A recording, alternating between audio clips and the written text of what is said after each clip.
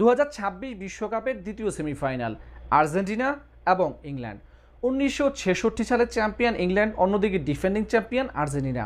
এই দুইটা দলের লড়াই শুধুমাত্র একটি লড়াই নয়, বরঞ্চ একটি আবেগ, একটি ইতিহাস এবং একটি গৌরবোজ্জ্বল অধ্যায়, যেখানে জড়িয়ে রয়েছে তীব্র প্রতিদ্বন্দ্বিতা।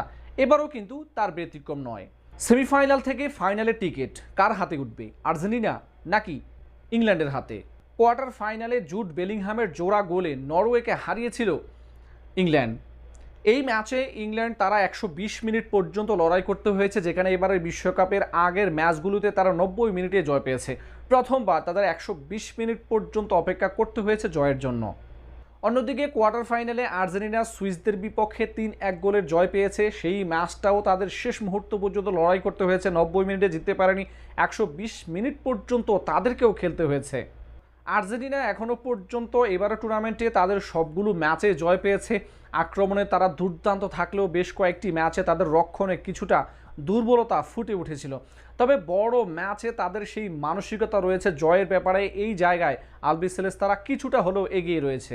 অপরদিকে ইংল্যান্ডও কিন্তু এবারের আসরে এখনও পর্যন্ত অপরাজিত। তবে নকআউট পর্বের ম্যাচগুলো তাদের জন্য কঠিন ছিল, সেখানে জুড বেলিংহাম এবং হ্যারি কেনের দুর্দান্ত পারফরমেন্সের কল্যাণেই তারা সেমিফাইনাল পর্যন্ত আসতে পেরেছে। সেমিফাইনালে যখন মুখোমুখি ইংল্যান্ড এবং আর্জেন্টিনা, তখন সবার আগেই যা মনে হয় ইংল্যান্ডের বিপক্ষেই দিয়াগো ম্যারাডোনার সেই হ্যান্ড অফ গোল কিংবা গোল অফ দ্য সেঞ্চুরি, সেই ঐতিহাসিক রেকর্ডটা রয়েছে, যেটা এখনও পর্যন্ত ইংলিশদেরকে পোড়াচ্ছে।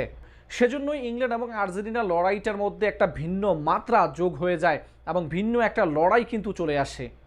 বিশ্বকাপে এখনও পর্যন্ত ইংল্যান্ড এবং আর্জেন্টিনা 5টা ম্যাচে মুখোমুখি হয়েছে, যেখানে ইংল্যান্ড 3টাতে জিতেছে, আর্জেন্টিনা 1টা ম্যাচে জিতেছে, আরও একটা ম্যাচ ড্র হয়েছে এবং সেইটাতে পেনাল্টি শুটআউটে আর্জেন্টিনা জয় পেয়েছিল।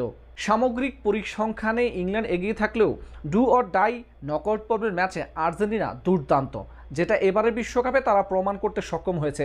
পিছিয়ে পড়েও তারা দুর্দান্ত কামব্যাক করে দুইটা ম্যাচে তারা জয় পেয়েছে। যেখানে ডিফেন্ডিং চ্যাম্পিয়নদের আক্রমণ ভাগে রয়েছেন বিশ্বের সেরা ফুটবলার লিওনেল মেসি, সঙ্গে Julian Alvarez, Lautaro Martinez, Mac অ্যালিস্টারদের মতো দুর্দান্ত গতিময় ফুটবলার, যারা ইংল্যান্ডের রক্ষণকে কঠিন পরীক্ষার সম্মুখীন করতে পারে। অপরদিকে ইংল্যান্ডের কথা যদি বলি, সেখানে জুড বেলিংহাম এবং হ্যারি কেন তারাও কিন্তু আর্জেন্টিনার রক্ষণে তাদেরকেও ব্যতিব্যস্ত রাখতে পারে এবং সেই রক্ষণে তারা আঘাত হানতে পারে। সেই জায়গায় আর্জেন্টিনা যে দুর্বলতা রয়েছে, সেই দুর্বলতাটাকে কাজে লাগাতে চাইবে ইংলিশরা। এই দুইটা দলের এবারের লড়াইটা মিডফিল্ডেই হবে।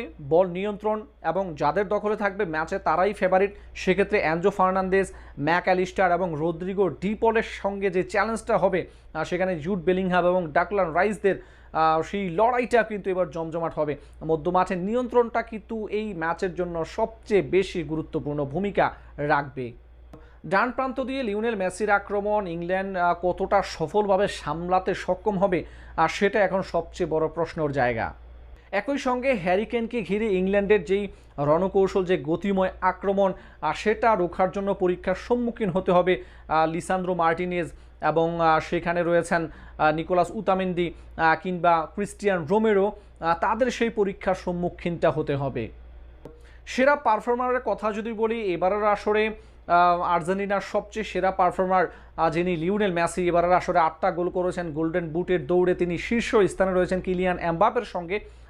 চমৎকার পারফরমেন্স এবারের আসরে দেখাতে সক্ষম হয়েছে তার ক্যারিয়ারে। এবার বিশ্বকাপটাই তার সবচেয়ে বেশি ভালো করার পারফরমেন্স দেখানোর যে ইতিহাস তিনি রচনা করেছেন। অনেকগুলো রেকর্ড গড়েছেন, বিশ্বকাপের ইতিহাসে সর্বোচ্চ গোলেরও রেকর্ড করেছেন। অপরদিকে শেষ ম্যাচে হুলিয়ান আলভারেজ তিনি নিজেকে ফিরে পেয়েছেন, সেই ম্যাচে দুর্দান্ত একটি গোল করেছেন বলা যায়। তিনি কামব্যাক করেছেন, সেটা আর্জেন্টিনার জন্য স্বস্তির বিষয়। এবং লাউতারো মার্টিনেজ তিনিও রয়েছেন আক্রমণ ভাগে। ম্যাক অ্যালিস্টার তিনি গোল পেয়েছেন আগের ম্যাচে। দুর্দান্ত একটা আক্রমণ ভাগ আর্জেন্টিনার রয়েছে। অপরদিকে ইংল্যান্ডের কথা যদি বলি, তাদের সেরা পারফর্মারদের মধ্যে রয়েছেন জুড বেলিংহাম, যিনি এবারের আসরে দুর্দান্ত পারফর্ম করছেন। একজন মিডফিল্ডার হওয়া সত্ত্বেও তিনি আক্রমণ ভাগে নেতৃত্ব দিচ্ছেন। শেষ 2টা ম্যাচে ইংল্যান্ডের হয়ে তিনি জোড়া গোল করেছেন।